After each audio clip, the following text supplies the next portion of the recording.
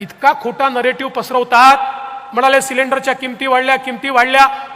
2013 सालच्या किमती ज्यावेळेस आम्ही दाखवल्या त्या याहीपेक्षा जास्त होत्या. त्यावेळी हे चूप बसतात. पण आपण अनेक लोक अशी आहोत की जे उत्तरच देत नाही.